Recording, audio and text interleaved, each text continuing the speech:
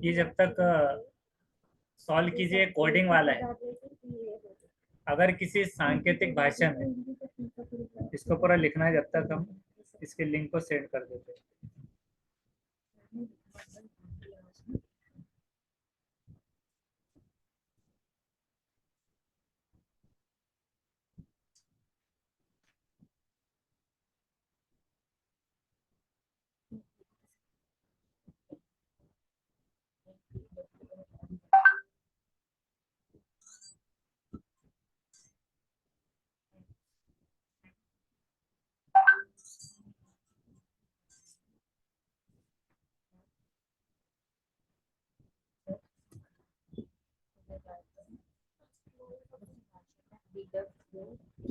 हाँ, ये link send कर देते हैं। दो चीजें कोडिंग अब यहाँ पर करेंगे। तो आइए शुरू करते हैं। पहला क्वेश्चन है, यदि किसी सांकेतिक भाषा में LOVELY लवली को MPWFNZ लिखा जाता है, तो उसी भाषा में BELOVED को क्या? अब पहले हमने जो टेट के क्वेश्चन देखे थे तो मिरर इमेज टाइप में थे, मतलब बहुत आसान थे, वो मिरर कर देना था बस। लेकिन अब इसमें जो है कोडिंग डी कोडिंग के क्वेश्चन में, अगर कोई सांकेतिक भाषा में लवली को MPWFMZ ये लिख दिया जाता है लवली को, अभी आपको अल्फाबेटिकल ऑर्डर में देखना है।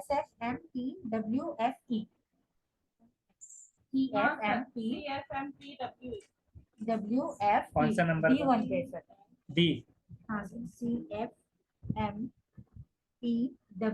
कैसे करें उसका कंसेप्ट बताइए। सर एल के बाद में एम आता है, एल के बाद में एम आता है। हाँ, एल के बाद एम, ओ के बाद पी, वी के बाद डब्ल्यू, ई के बाद एफ, एल के बाद एम आता है और वाई के बाद जेड आता है सर। हाँ, मतलब नीचे की जो है अल्फाबेट उसको उसी के बाद के नाम ले लेना है। हाँ हाँ, वेरी नाइस। तो यहाँ पर क्या दिया हुआ है कि अगर किसी सांकेतिक भाषा में कोडिंग डी कोडेड में ऐसा कोडेड किया हुआ है लवली का, लवली को क्या लिखे MPWFMZ, तो एल के बाद का क्या था? एम, LMOPEM और LMYZ, एक एक स्किप करके जो लिया हुआ है सीरीज। तो अब बी लाउड का क्या होगा, तो बी के बाद में सी लेंगे और उसके बाद में क्या है, ई का एफ, एल के बाद एम, तो CFM जब यहाँ पर मिलेगा आखिर के दो बी और डी में, और पी भी कॉमन है। अब उसके बाद क्या देखना है, डब्ल्यू, तो डब्ल्यू है या फिर वी है, तो ये कहाँ पर है, वी के बाद डब्ल्यू। हाँ, तो ये डी राइट हो जाएगा इस तरह से। डबल एफ दिया हुआ है, डबल एफ है सर इसमें। कहाँ पर है डबल एफ? ये है सर इसका आंसर। हाँ, सी वाला आंसर उसका राइट है। CF MPWF। हाँ, और लास्ट वाला चेक करें तो डी के बाद में ई, एफ आ रहा है सर वहाँ पर, तो ये पे ई है सही। राइट, ये हो गया। अब उसके बाद में है एक एक सीरीज इसमें, मतलब जो मिक्स हुई उसकी बेस पर ये था। इसके कोडिंग में लिख के देखे जो आपको लिखाए थे ना पहले, ABCD से Z तक के अल्फाबेट्स के कोड, तो कोड के हिसाब से बताया हुआ है एक्सप्लेन करके। ये क्वेश्चन लेंगे कि अगर तो यहाँ पर वही चीज हम सांकेतिक भाषा, किसी सांकेतिक भाषा में अर्थ को क्या लिखे, FCU, तो EF, अब यहाँ पर A का तो C है, E के बाद अगर F है, XM, अर्थ को FCU XM लिखा जाए तो उसी सांकेतिक भाषा में सुपर को क्या लिखेंगे। तो अभी हमें देखना है कि अब इसको इंडिविजुअल लेवल पे हम देखेंगे कि ई को एफ किए थे अगर, तो एस क्या होगा, टी, लेकिन टी हमारे पास सब में है। अब देखना है कि ए के कितने के बाद लिए, तो बी छोड़ के सी। हाँ, सॉल्व करते वक्त में थोड़ा दिल में सॉल्व करना है आपको, क्योंकि इसकी वॉइस जो है ना यहाँ पर आएगी। ए के बाद में बी छोड़कर सी। हाँ, बिल्कुल स्लो सॉल्व करना है आपको बगैर आवाज के। तो ए के बाद में क्या है, सी, तब हम क्या देखेंगे यहाँ पर, यू के बाद में क्या आएगा, एक स्किप करके आपने ABCD की सीरीज में जो लिखे थे, तो यू के बाद में क्या है? W छोड़ के V है,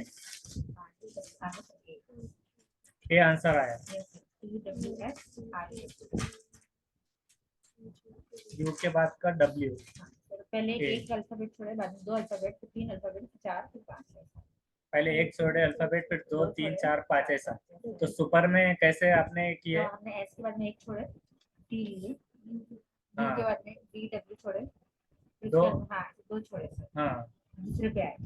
हाँ। और फिर पी के बाद में 2 छोड़े सर, क्यू आर छोड़े एस। तो यू के बाद में 2 और पी के बाद में 2। नहीं सर, यू के बाद में एक, ये एस का फॉरन वाला दिए, यू के हाँ। बाद में एक बीच में छोड़ के W। एक बीच में छोड़ के कैसा आ रहा P के बताइए? बाद में- ABCD में यू के बाद एक छोड़ कर, यू के बाद वी हाँ डब्ल्यू आ गया। सर, एक हम छोड़- बता हाँ। पी के बाद में आपने इसमें जो सीरीज लिखे थे यू के बाद W के लिखे आपने, ये आपने गलत लिखे ABCD में। हमने नहीं लिखे सर, हमारी बहन ने लिखे थे। हमको हाँ तो दिखा वही था, तो हमने उसमें सोचा continue हाँ तो करो। नहीं, उसको है ना नहीं, पहले से U करके आएगा, फिर W वो आएगा। करके रखना है। हाँ उसकी वजह से पूछे थे। हाँ बराबर है। तो बाकी तो ये इसका ये नंबर ऐसी सीरीज है। ई का 5वां नंबर और F का 6, A का 1, C का 3। एक स्किप करके 2 2 से उसमें बढ़ोतरी हुई है। एक एक नंबर। हाँ एक एक नंबर ऐसे बढ़ता जा रहा है इसमें, इस तरह से अल्फाबेट में। उसके बाद क्या है? तो ये सुपर का कैसा हो गया? एस का टी, यू के बाद डब्ल्यू, ये वाला फर्स्ट। नेक्स्ट क्वेश्चन जो है, A good developer can understand technical. किसी स्क्रीनशॉट लेने का, जी स्क्रीनशॉट लेना था। अच्छा अच्छा, ये इसका स्क्रीनशॉट ले लीजिए। इसका कंसेप्ट समझे ना आप? ई के बाद सर नहीं समझा। हाँ वो हमारे पास अल्फाबेट लिखे हुए नहीं है ना, इसलिए। हाँ हाँ ABCD लिख देना है, फिर उसमें ई जो है, ई के बाद में क्या करना है? एफ वाला लेना है। ई के बाद में क्या आएगा? एफ। ई यहाँ तक हो गया था। अब अर्थ का दूसरा डिजिट कौन सा है? लेटर अल्फाबेट ए है। तो ए के बाद में कितने के बाद? एक बार और दोहराए कह रहे हैं यास्मीन मैम, तो सबके लिए हम एक मरतबा इसको और दोहरा लेते हैं। सवाल ऐसा आएगा कि किसी कोडिंग की भाषा में अर्थ को अगर FCUXM लिखा जाए, अगर अर्थ FCUXM लिखा गया है तो किसी मतलब सुपर जो है उसको क्या लिखा जाएगा? तो ऐसे क्वेश्चन के लिए ए से लेकर जेड तक की सीरीज पहले हमारे पास रेडी होना चाहिए, ए से जेड तक। तो आप ऑनलाइन से भी अगर इसको अटेंड कर रहे हैं तो आपके पास एक पेज पे ए से जेड लिखा होना चाहिए, और ए से जेड लिखने के अलावा उसके ऊपर अल्फाबेट के नंबर डालकर रखना जरूरी है। यहाँ तक हो गया। अब ई के बाद में आप आपके अल्फाबेट जो आपने लिखे थे देखिए, ई के एग्जैक्ट बाद में है एफ। तो पहला लेटर क्या है? एक बाद में लिया। अब क्या है? अल्फाबेट का पहला स्टार्टिंग ए, और दूसरे में क्या स्टार्ट किया है? सी से, मतलब पहले के 2 स्किप हुए, ए और बी। स्टार्टिंग इसकी थर्ड से हुई स्टार्ट। लेकिन अगर वो सेंटर से नंबर होता, जैसे कि एस का हो गया टी, उसके फौरन बाद का, तो अब यू कहाँ से आया? तो एस के बाद के दो दो जो है मतलब यू के बाद, यू जो है यू के बाद के 2 अल्फाबेट को छोड़ देने पर, एक अल्फाबेट को, सिर्फ एक, मतलब कैसे कि ई जो था ई के बाद एफ आया, और ए जो लिखा हुआ था तो ए के बाद में एक छोड़कर सी आया, ए के बाद में बी छोड़कर सी। तो यू के बाद में क्या आता है? यू के बाद में है बी, बी छोड़कर डब्ल्यू। तो हमारे पास कितने रह गए? 3 ऑप्शन, तीसरा मतलब कट गया। अब देखना है कि आर के बाद में कितने डिजिट छोड़कर यू लिया हुआ है। तो आर से अगर हम काउंट करें, एस और टी, आर एस टी, 2 छोड़कर यू आया। उसी तरह से इसके पी में भी 2 छोड़ेंगे, तो पी जहां पर रहेगा तो क्यू आर छोड़ देना है, क्यू आर। तो क्या आ गया? एस। तो एस भी हमारे पास तीनों में है, यहाँ तक भी सेम आ गए, सिर्फ सी वाला कट गया, बाकी 3 बाकी है। अब हमने कहाँ तक लिया था? आर तक। तो टी है, तो टी के बाद में 3 स्किप करना है। टी के बाद में काउंटिंग कीजिए, टी यू वी डब्ल्यू, तो हमें क्या मिला उसके बाद में? 3 छोड़ने पर x, T U V W x, yes मतलब दूसरे ऑप्शन में आने तक। और बीच में क्या छूटा? T U V W x, x कहाँ पर है? FCUER में। अच्छा ये वाला क्या है? हाँ, कंपैरिजन चल रहा है ना। सॉरी। पहले E के बाद में F, A के बाद में 3 डिजिट उसमें बढ़ गए, A के बाद में B छोड़कर C, फिर उसके बाद में R के बाद में S T छोड़कर U, और उसके बाद में वैसे ही T के बाद में यहाँ पर X तक, फिर उसके बाद है H और M का डिफरेंस। तो ये डिफरेंस कितना है? 5। अब H से काउंट कीजिए, H I J K L M, ऐसे H I J K L, उसके बाद में M, छठा वाला स्थान, तो उसके बीच का रेशो। तो वैसे ही R की जगह पे लास्ट में क्या आ रहा है? R से 5 छोड़कर W आ रहा है। तो W जिसमें लास्ट में रहेगा, तो हमारे पास में 2 है, A और B W। लेकिन बीच में हमने क्या देखा कि E से E के बाद में 4 छोड़कर क्या आएगा? I आएगा। E के बाद में ये E है, F G H I, तो I वाला जो ऑप्शन है वो 1 में है। मतलब समझने के लिए इतना लेंदी बनाया गया, लेकिन एक बार आपको दिमाग में आ गया ये, तो आप उसको बहुत फास्ट सॉल्व कर सकते हो। तो इसमें सबके कंसेप्ट क्लियर है ना? स्क्रीनशॉट भी ले लीजिए, अगर नहीं समझ में आता है तो बाद में और एक मरतबा आप बोलकर इसको समझ सकते हैं। कभी भी आपको ऑनलाइन से भी अगर दिक्कत हो रही है ना कहीं, तो आपने इसको स्क्रीन लेकर व्हाट्सएप पर भेज देना है कि प्लीज़ कैन यू एक्सप्लेन, डाल लिख देना है। आपने ये नहीं सोचना कि मतलब ऑनलाइन मीटिंग में नहीं थे, या फिर आपको नहीं समझाता है, या फिर अभी ये समझा पाएंगे या नहीं।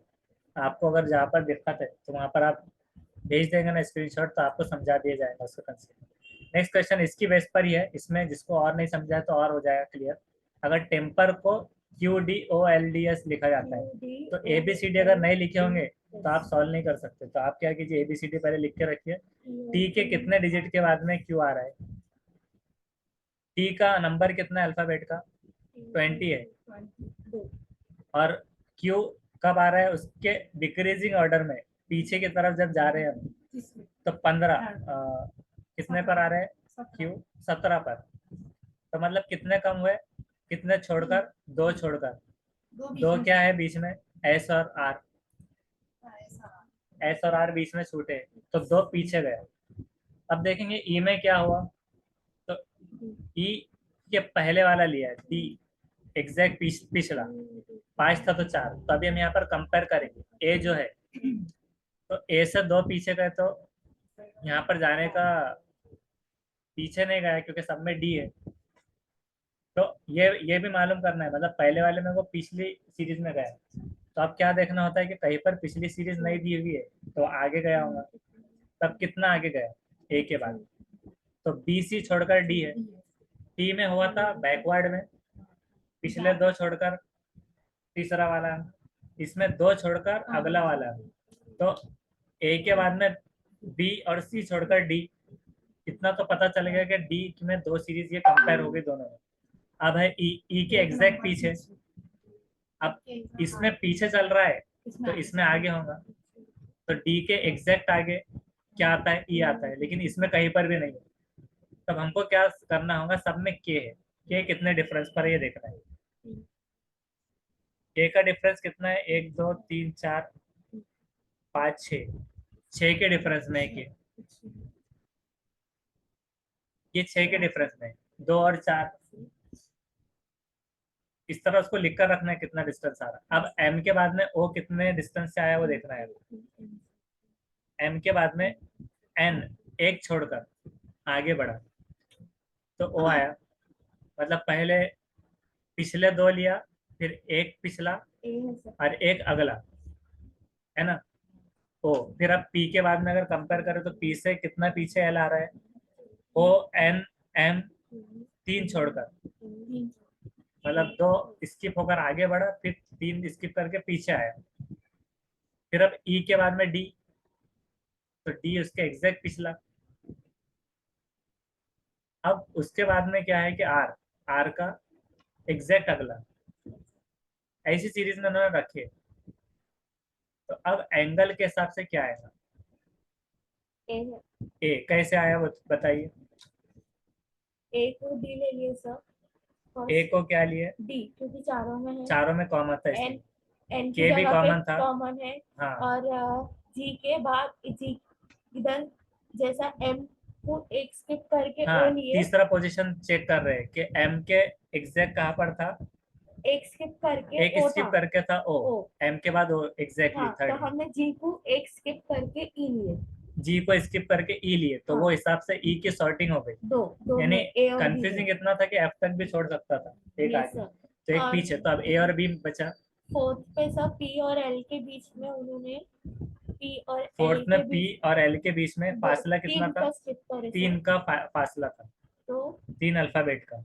तो अब इसमें चेक करेंगे 3 अल्फाबेट का फासला किसमें, L में। तो L में 3 का फासला क्या आ रहा है, अगर उसको नहीं सर हमने उससे नहीं करा, आगे हमने बढ़ते ई और हैं। डी से करे, क्योंकि 6 का है ये 5 का है वो।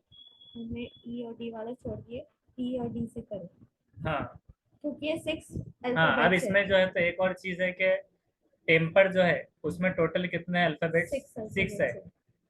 और एंगल में एंगल में 5 है। 5 है। और तो सर हमने पी और एल को स्किप कर दिए सर, हाँ। एल और जैसे ई और डी में एक एक कुछ डिफरेंस नहीं है, तो हमने एल और एम लिए, हाँ, और ई और जैसा आर एस में, आर और एस में तो कितने कोई भी डिजिट छोड़कर डिफरेंस, कौन सा लिया हुआ है आप, कुछ भी L डिजिट का? नहीं छोड़े सर। L का क्या लिए, M। यस सर, आगे का। हाँ, तो एक अगला डायरेक्ट ले लिए। यस सर, अब और उसके बाद में E का क्या लिए, ई का जेड लिए, क्योंकि वो E का जेड Z। सब में था। फिर एम की हाँ। जगह पे ओ लिया गया यहाँ पे, तो एम के बाद में एक एन आ रहा सर, फिर ओ आएगा ना। सिर्फ एम आ रहा तो सर। अब इसकी जो है तो हम इसकी टेक्निक देखते हैं। Yes, इसमें sir. कभी कभार क्या होता है, रिप्लेस वर्ड भी होते हैं कभी कभार क्या होता है, जैसे कि जहां जहां पर E है तो वहां वहां देखिए आपको दिख रहा है कि D लिखा हो, E की जगह पे D है। यस सर, तो कभी कभार क्या होता है, रिप्लेस वर्ड की थ्योरी इसमें इस्तेमाल की जाती है। यस सर, कभी कभार वही वही मतलब कभी कभार जैसा अभी इसमें क्या है, कभी अगला ले रहा है स्किप करके, कभी पिछला, तो एक कोई सीरीज मैच नहीं हुई। तो ऐसे केस में क्या देखना होता है, जो रिपीट हो रहे हैं वर्ड, जैसे कि ई है तो ई की जगह पे डी लिया हुआ है। तो अभी हमें देखना होता है कभी कभार कि इसमें ई है तो इसमें तो डी कहीं दिख रहा नहीं, तो इसमें सबको उन्होंने जेड लिया हुआ है। अब इसको कैसे सॉल्व करेंगे, इसको हम एक बार डिटेल में देख लेते हैं। ES लिखा जाता है, तो उसी सांकेतिक भाषा में ENPER टेम्पर को हम लिख लो। तो यहाँ पे अगर हम नंबर लिखें 20, 5 और ये M का 13, P का 16 और ये E का 5, 18 और ये Q का 17 और D का 4, ये 15 और ये L का 12, 4 और ये 19। ठीक है, अब यहाँ पर क्या आ रहा, देखो 20 से ये 17 हो गया, ठीक है ना, 20 से 17 होगा, लेकिन 17 से यहाँ 18 हो रहा, 4 से 5 हो रहा, 15 से 16 हो रहा, 12 से 13 हो रहा, 4 से 5 होगा, 19 से, मतलब ये सही है। तो अब नंबर लिखने से हमें क्या पता चला, देखो फटाक से हमें आ गया कि यहाँ पे नंबर ऑटोमेटिक समझ में आने लगा कि जो भी हुआ है ना ऐसे कुछ हुआ है, तो ये ऑटोमेटिक मेरे को समझ में आ गया। ऐसा अगर वैसे करते तो टी का हम इसमें कॉम्बिनेशन लगाते तो वो कभी नहीं हो पाता है ना, लेकिन अगर नंबर लिख दिया ना तो एकदम से समझ में आ गया कि आखिर यहाँ पर कुछ ना कुछ इसमें लॉजिक है। तो ऐसे समझ में आ रहा कि इससे एक ये कम करके लिखे गए हैं, या इनसे ये कम करके लिखा गया है, इनसे ये बढ़ा के लिखे गए हैं। तो उसी प्रकार से अब इसमें हम लिख सकते हैं। अगर अभी ये समझ में आ गया तो अब कोई बड़ी बात नहीं है, ये तो बहुत ही इजी हो जाएगा। अब यहाँ पे क्या कर सकते हैं हम कि जैसे ये किया था Q का R, तो अब इसी में से ये कम यानी D E हो जाएगा। यहाँ पर क्या हो जाएगा A L है ना, G का 7 होता है तो 6 कितना होता है F का, N का कितना होता है 14, तो M N हो जाएगा, ये हो जाएगा G। तो यहाँ पर ये आपका वर्ड है ANGEL। एंजल को हम कैसे लिखेंगे, ये हमने ऐसे इसलिए लिख लिए थे ताकि हमारा थोड़ा सा आसानी हो जाए। तो D K F और M और ये Z, मतलब ऐसे इसका आ जाएगा। तो ये आंसर आपका सही हो जाएगा। तो ये आपको ये बताना इसलिए था, सॉल्व इसलिए कराना था कि आपको एक डिस्टेंस ये फर्क बताने कि आपको कितना लेंदी जाएगा। अभी क्या है कि पहले वहाँ 5 है डिजिट, मान लो 7 डिजिट अगर होते तो आप उसको 4 में कैसे कंपेयर करते। तो पहले आपने क्या किया, इसको सॉल्व किया। अब उसके बाद क्या किया आपने, यहाँ पर ये वर्ड लिखे, ये लिखने के बाद क्या किया गया, इसको ये सीरीज जो बनाया आपने 17, 18, 4, 5, ये सीरीज अगर ऐसे भी आ सकता है तब यहाँ पर इसका जो रहेगा डायरेक्ट नंबर, इसका क्या था 1 और z का क्या था नंबर 26। फिर एक और वो भी था इसके अंदर जंगल के, मतलब अपन ऐसे करते जा रहे थे, उसने ऐसे किया था। हाँ हाँ, अगर अपन बिल्कुल। ऐसे करते जा रहे तो नहीं हो सकता ना, तो ऐसे। वो ऊपर नीचे सीरीज हाँ, फिर उसमें वो आप ऊपर कर नहीं नीचे से सकते। होता है। हाँ, ये ऐसे लगा दिए, समझ में आ रहा है ये हाँ, ऐसे तो इस तरह से ऐसे। सॉल्व कर सकते हैं। अब नेक्स्ट क्या है, अगर किसी सांकेतिक भाषा में तहलका को अकलाहट लिखा जाए तो क्या किया उसमें, ए को इधर लिए, उल्टा पुल्टा। हाँ मिरर है क्या, मिरर हाँ, मिरर है सबको तो उल्टा लिखा है। इसका वाटर है मिरर, तो उल्टा उल्टा ही जाना है वाटर भी सबको। तो। हाँ तब ECNA कहाँ पर है, ECNA RTNE, फर्स्ट वाला। ECNA RTNE, यस तो फर्स्ट वाला इसमें हो जाएगा। ECNAR ये सबको बड़ा नंबर लिख। हाँ, अब ये नंबर लिख के उन्होंने थोड़ा और कंफ्यूज कर दिया। तो कोडिंग डी कोडिंग में ज़्यादा कुछ नहीं, ये जो नया ट्रिक जो था हमारे पास अभी मिडल में जो मिली वो वाली थी बस, और इसके साथ ये इजी भी है, इजी भी है, इस हिसाब से क्लोज ये वाला हो गया। अब प्रोबेबिलिटी लेंगे। प्रोबेबिलिटी मतलब एहतमाल, क्या पॉसिबिलिटी हो सकती है, मतलब पॉसिबिलिटीज, इसके ऊपर ही डिपेंड रहेगा। वो एक और बोला था ना, मेन मोड क्या था? मीन मीडियन मोड के उसके पे रहेंगे। यस, तो आइए हम देखते हैं कैसे आपकी प्रायिकता को का पता चलता है। इससे हम किसी निश्चितता पर नहीं पहुंच सकते कि परिणाम हमारे अनुकूल होगा या प्रतिकूल होगा, पर इससे हमें संभावना पता चलती है कि अनुकूल व प्रतिकूल की कितनी संभावना है। क्लियर? तो ये तो हुई सिंपल सी डेफिनेशन प्रायिकता की। अगर हम यहाँ पर प्रायिकता की बात करें तो प्रायिकता को प्रदर्शित करते हैं P। ठीक है, तो यहाँ पर अनुकूल परिणामों की संख्या और कुल परिणामों की संख्या नीचे होती है। मतलब प्रोबेबिलिटी मतलब एहतमाल, और एहतमाल क्या रहता है कि अगर कोई भी चीज उसकी पॉसिबिलिटी होना, संभावना होना, वो पता चलता है। तो प्रोबेबिलिटी का एहतमाल का जो फॉर्मूला है वो ऐसा है कि प्रोबेबिलिटी ई अनुकूल परिणामों की संख्या मतलब तादाद, आने वाले रिजल्ट नताइज का तादाद बटे कुल परिणामों की संख्या। और कितने पॉसिबिलिटीज हो सकते हैं, कुल परिणाम, जिसको आप केसेस भी बोल सकते हैं इंग्लिश में, और केसेस के अलावा उर्दू में क्या कह सकते हो, परिणाम, नताइज की संख्या, नताइज की तादाद कि कितने रिजल्ट्स आए आपके पास, तो वो। तो अब इसमें क्या करना है आपको, अनुकूल मतलब तो ये अनुकूल बोले तो ये कुल मतलब टोटल, और अनुकूल परिणामों की संख्या। तो जितने भी रिजल्ट आए हैं अनुकूल, ओवरऑल जो रहेगा उसका कुछ निकाल के आप उसको बाद में देख लीजिए, लेकिन इसको अभी समझने के लिए मतलब ये फॉर्मूला आपको याद रखना है। और उसके बाद क्या है इसमें, यहाँ पर क्या है, पी का मान सदैव धनात्मक 1 से कम होता है, ये याद रखना है। सदैव धनात्मक वो 1 से कम होता है, मतलब इसका एक जो वैल्यू रहेगा वो 1 से कम रहेगा। किसी घटना के घटित ना होने की प्रक्रिया में एक घटना को घटने की प्रक्रिया होती है। अब प्रोबेबिलिटी को ई भी लिख सकते हैं, पीई उसका वो है, पीई। हाँ, अब ये पहला क्वेश्चन लेंगे कि बरसात होने की संभावना की परियेकता मतलब पॉसिबिलिटी, पॉसिबिलिटी को उर्दू में क्या कहेंगे,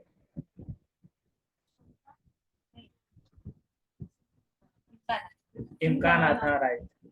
तो बारिश होने की इम्कानात 0.4 है, तो बरसात ना होने के इम्कानात क्या होंगे, ऐसा अगर सवाल है तो उसमें सीधा सीधा क्या करना है, ये देखिए सॉल्व करके बताया गया। होगी। हम जानते हैं कि उसको हम क्या कर देंगे, एक में से माइनस करेंगे 0.4, तो बराबर क्या आ जाएगा आपका 0.6, और ये इसका आंसर हो जाएगा। तो कहने का मतलब जो हम पहले पढ़ चुके हैं कि पीई का मान यानी प्रायिकता का मान सदैव धनात्मक व 1 से कम हो। एक में से मतलब 40 का गया, मतलब 40 पैसे के बराबर, तो 60 पैसे बचे, तो वो उसमें कंफ्यूज नहीं होना है। एक में से 0.4 जाने पर 0.6 बचा है, तो आंसर। अब ये तो कैसा समझना था, ये थोड़ा मराठी के उसमें मतलब वो उसके है फॉर्मूले, लेकिन हमको क्या फोकस करना है अभी क्वेश्चंस। तो जरूरी नहीं कि आप उसको सही ट्रांसलेट ही करें, लेकिन आपको एहतमाल के ऊपर समझो बाद में जो भी टॉपिक्स रहते हैं उसके फॉर्मूले तो आप रख सकते हैं। इसमें अभी हम रख के देखेंगे क्या करना है। जैसे कि एक क्वेश्चन है, एक 6 फलक वाले के पासे को, 6 फलक वाला मतलब इसको क्या कहेंगे, डाइस, और डाइस को उर्दू में क्या कहते हैं, पासा। हाँ, तो 6 फलक वाले मतलब तो फलक जैसे 6 फेसेस वाला, फेसेस, पासा फेंका गया ऐसा लिखकर आता है इसके अंदर, 6 पासे उछाला गया, उस पर अंक मतलब 1 मिला या फिर 3 मिला, हाँ। तो उसकी प्रोबेबिलिटी कैसे मालूम करेंगे आप। तो ये पासा है, टोटल कितने रहते हैं उसके फेसेस, 6। तो 1 और 3 ये 2 आते हैं, तो कितने आ रहे हैं टोटल, 2 पॉसिबिलिटीज। तब उसको निकालेंगे कैसे, देखिए।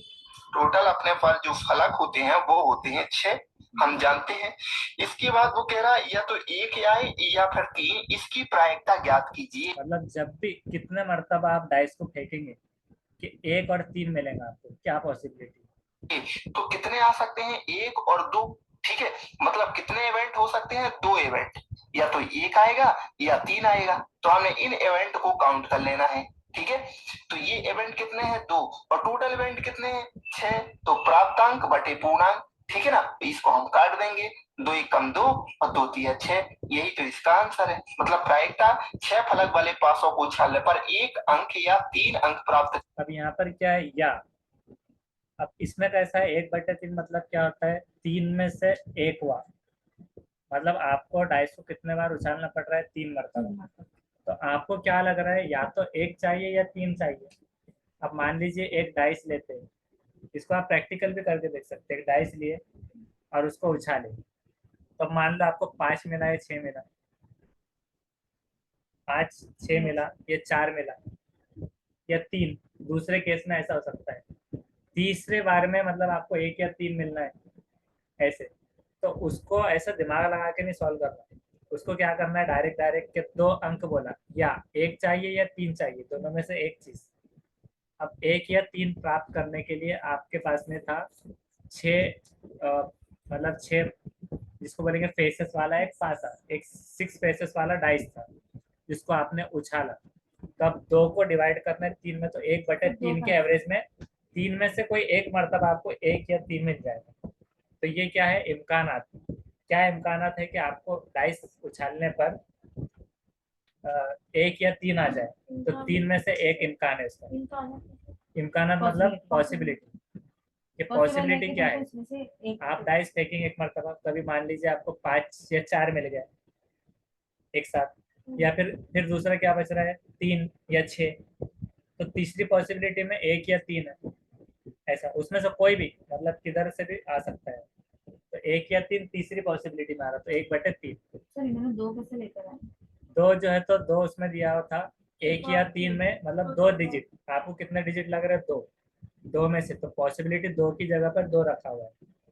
अगर वो कहते थे कि 1 3 या 4 चाहिए, तो आपकी पॉसिबिलिटी क्या आ रही है, 4। तो 4/3 इसको कैसे सॉल्व करते थे, हाँ 3/3। तो 2, तो पासे को सिर्फ 2 मरतबा फेंकना था, 3 फेंकने की जरूरत नहीं थी। तो 2 में से एक बार में आ जाता था, 1/2 वही, मतलब 2 में से एक मरतबा रिजल्ट मिलेगा आपको। तो ये वाला मतलब ऐसे क्वेश्चन था, ये ऐसे क्वेश्चन को ये समझना है। अब क्या रैंडम एक्सपेरिमेंट, रैंडम एक्सपेरिमेंट मतलब जैसे हम समझ सकते हैं कि रैंडम मतलब फिक्स नहीं जो रहता, फिक्स वैल्यू नहीं रहती उसकी, इसके ऊपर बहुत सारे टॉपिक्स है एहतमाल। तो उसको अगर आप देख लेना तो उसमें भी आ जाएगा, लेकिन हमको डायरेक्ट क्वेश्चन की प्रैक्टिस करना है, इसलिए हम ज़्यादा थ्योरेटिकल में नहीं जा रहे हैं। लेकिन फिर भी हम इसमें देखते चलेंगे इसको, हिंदी को इंग्लिश और उर्दू में, कि ये क्या होता है, ऐसे प्रयोग क्रियाकलाप जो समान परिस्थितियों में भी परिणाम सदैव एक जैसे नहीं होते। एक्सपेरिमेंट, तो ऐसे प्रयोग क्रियाकलाप जो समान परिस्थितियों में भी परिणाम सदैव एक जैसे नहीं होते, उन्हें बोलते हैं रैंडम एक्सपेरिमेंट। पता है क्रियाकलाप हैं जो समान परिस्थितियों में भी परिणाम सदैव एक जैसे नहीं देते।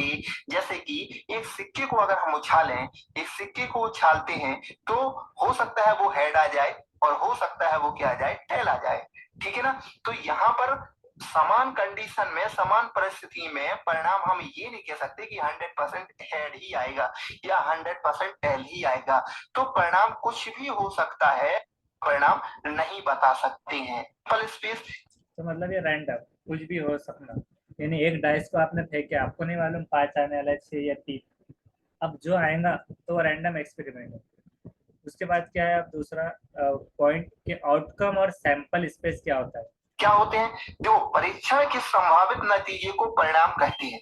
संभावित नतीजे को, कि जो इम्कान होने का नतीजा जो होता है, इम्कान वाला, तो इम्कान मतलब पॉसिबिलिटी वाला रिजल्ट जो रहता है उसको क्या कहते हैं, परिणाम।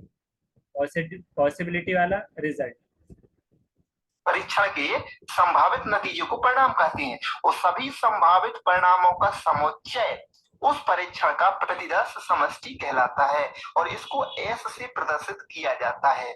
इसको कैसे हम समझे, मान लीजिए हमने एक सिक्के को उछालते हैं, ठीक है, एक सिक्के को उछालते हैं तो उसकी प्रतिदर्श समष्टि क्या होगी, उसकी प्रतिदर्श समष्टि यानी एस बराबर क्या होगा, हेड, ठीक है, और होगा टेल।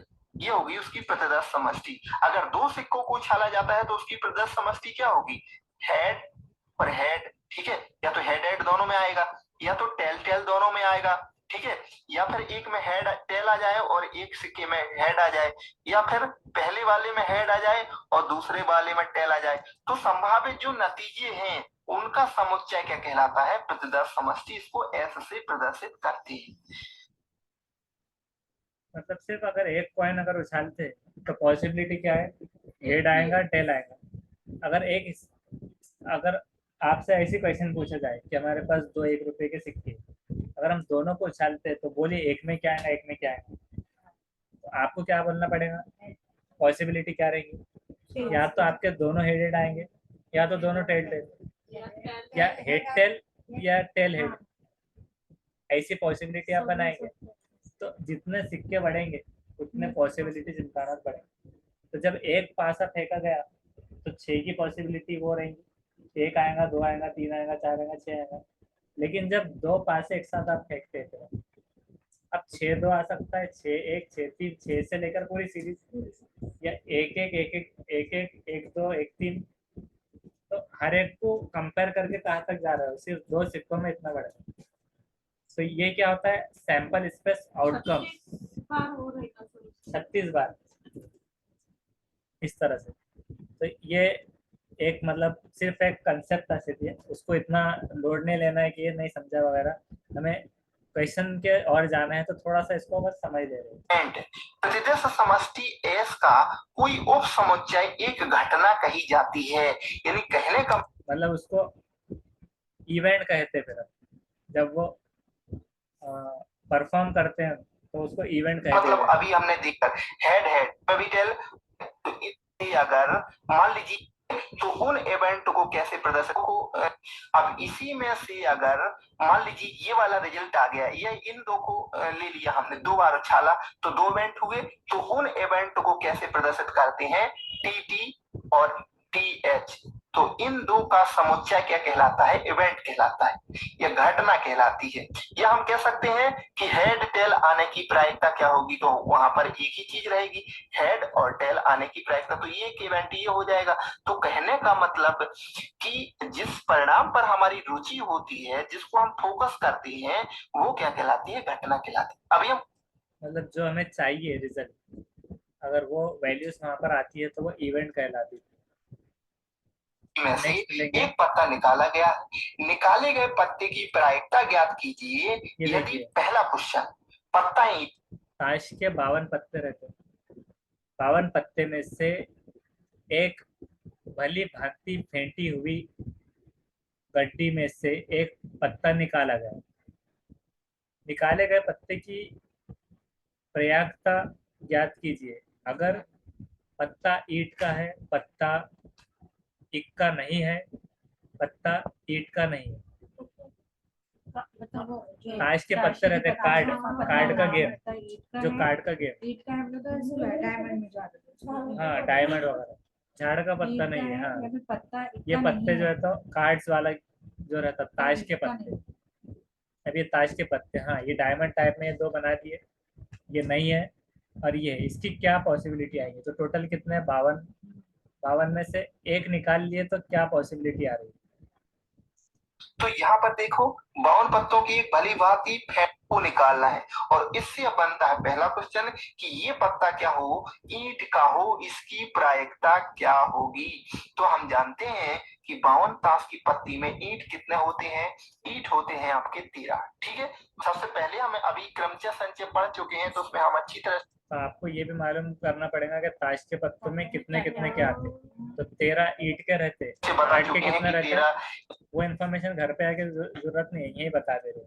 तो ये ईंट के कितने 13 और हार्ट के कितने ईंट 13, होते हैं, 13 पान होते हैं, हुक्म भी पान बोलते हैं उसको शायद, हार्ट नहीं ये हो, पान के 13। 13 होते हैं। ठीक है, इसके बाद चिड़ी भी 13 होते हैं, तो ये 13 होते हैं कुल मिला करके। ठीक है, 13 होते हैं, उसमें हम मतलब हिंदी में अलग बोलते हैं, इंग्लिश में अलग। होते हैं आपके 13। ठीक है, सबसे पहले हमें अभी क्रम फिगर्स ना, संचय पढ़ चुके हैं, तो उसमें हम अच्छी तरह से बता चुके हैं कि 13 ईंट होते हैं, 13 पान होते हैं, हुक्म भी 13 होते हैं। ठीक है, ओकम, इसको ओकम बोर्ड तीसरे वाले, इसके बाद चिड़ी भी 13 होते हैं, तो ये 13 होते हैं कुल मिला करके। ठीक है, तो 13 तो 13 दूनी 26, 13 दूनी 26, 26 26 दूनी 52।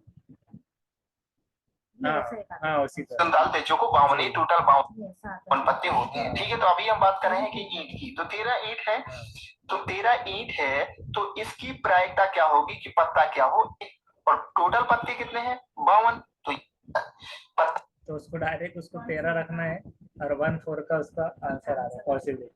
ये कोई 4 में से एक पत्ता आपका निकलने की पॉसिबिलिटी हर 4 में से, क्योंकि डिवीजन भी 4 हो गया ना, 1 2 3 4, तो 4 में से एक कैटेगरी बनाकर। अब ऐसा अगर ईंट का ही नहीं जरूरी, सर ये क्या दिया फिर उसमें ऑप्शन, ये जो पत्ता ईट का है, पत्ता ईट का नहीं है, पत्ता ईट का नहीं है, ये नहीं क्या दिया निकल option? पत्ते की प्रायिकता। अभी दूसरे का सॉल्व कर रहे, पहले ये निकल गया। प्रायिकता ज्ञात कीजिए। अब सबसे पहले अगर इस टाइप से क्वेश्चन आता है कि नहीं है, नहीं है, तो अब इसका देख रहे हैं। तो हम यहाँ पर देखेंगे पत्ता इक्का है, इसकी प्रायिकता क्या होगी। तो इक्का उसकी प्रायिकता क्या है, 1/4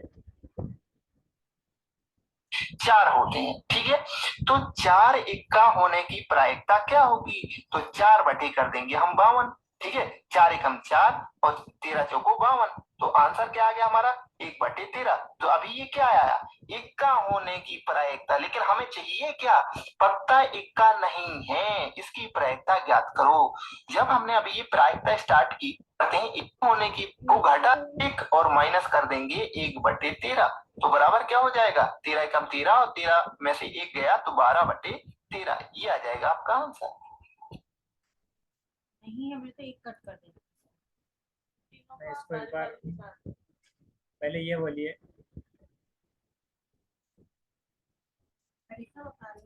अभी क्या था, पत्ता ईंट का है, इसकी पॉसिबिलिटी क्या निकली 13/52 है ना, तो क्या आ रही पॉसिबिलिटी 1/4। अब ये बोलिए पत्ता इक्का है, एक का 4 रहते सर, तो इक्के सिर्फ 4 रहते। हाँ नहीं है तो वो नहीं, पहले है कि निकालना है है, ही कि निकालना। तो इक्के रहते 4। अब 4 किस में से 52 में से, 13 थे तो 13 डिवाइडेड बाय 52, 4 इक्के है तो 4 इक्के में से 52, तो उसकी क्या पॉसिबिलिटी आ रही 13 में से कोई एक, 13 में से कोई एक। अब इसको क्या करना, नहीं है मतलब एक नहीं है, तो 1 - 1/13, जिसको क्रॉस डिवीजन में क्या होगा, 13 1 13, 13 में से एक गया 12 12, और ये 13 का कॉमन, यस 12/13, 13 में से 12, ये हो गया। अरे अब पत्ता ईंट का नहीं है, अब ईंट के कितने पत्ता पत्ते रहते हैं, इसकी प्राइस कर देंगे, ईंट का है उसकी 52 मतलब 1/4, ये क्या हो गया पत्ता ईंट का है कि अब नहीं है मतलब 1 माइनस, हाँ तो 4 1 4, 4 में से एक गया 3, 3/4 ये आंसर ऐसे। तो बहुत इंपॉर्टेंट है, तो हमको ये समझना है उसके जो रूल्स है और उसके जो नाम है, उसमें अभी जाने की जरूरत नहीं है। आपको जो क्वेश्चन आएगा हिंदी में भी आएगा और इंग्लिश में भी आएगा, क्योंकि आपको वहाँ उर्दू तो सपोर्टिंग है लेकिन वो ट्रांसलेटेड होती है। वो कभी कभार ऐसे भी कर सकता है, मतलब उसको रियल ट्रांसलेशन में कुछ का कुछ बना देता है, तो उस वजह से इंग्लिश में मराठी हाँ, तो वो समझने के लिए जरूरी है। तो ये लैंग्वेज में आते हैं तो देखिए हम बोले अब ये देखेंगे अगला क्वेश्चन। 9 डिस्क हैं, जिसमें से 4 लाल रंग की, 3 नीले रंग की और 2 पीले। एक थैला है, थैले में 9 डिस्क है, 9 डिस्क, जिनमें से 4 लाल रंग की डिस्क है, 3 नीले रंग की है और 2 पीले रंग की। थैले में एक डिस्क याददाश्त से निकाली जाती है, याददाश्त से मतलब रैंडमली कुछ भी निकाल लेते हैं। तो इसको ये बताना है कि निकाली गई डिस्क लाल रंग की है कि क्या पॉसिबिलिटी है। टोटल 9 डिस्क है सर। पहला, हाँ। दूसरा, पीले रंग की है, इसकी क्या पॉसिबिलिटी रहेंगी। नीले रंग की नहीं होने की क्या पॉसिबिलिटी रहेंगी, और लाल या नीले रंग की होने की क्या पॉसिबिलिटी रहेगी।